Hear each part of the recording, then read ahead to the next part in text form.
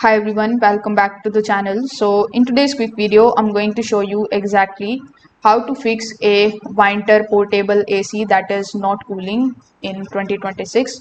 So first of all, you need to simply check the dual hose connections. Unlike many of the portable air conditioners, most of the Whynter models use both intake hose and the exhaust hose. So if either hose is loose, crushed or disconnected, the unit can't exchange the heat efficiently and cooling performance also drops dramatically. After doing so, the next thing that you need to check are these air filters. Now, many of the Whynter portable ACs include the washable pre-filters that can look something like this, along with an activated carbon filter behind the intake grill. So a clogged filter restricts the airflow through the condensator and evaporator that makes the compressor work harder while delivering less cooling. Now you need to also take a look at the space around the unit.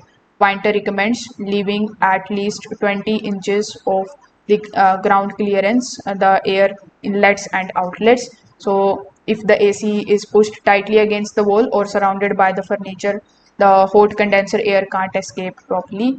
So you need to simply just keep these things in mind and use these easy fixes in order to fix the issue. If this video helped you out, make sure that you like this video and subscribe to the channel. Thanks for watching.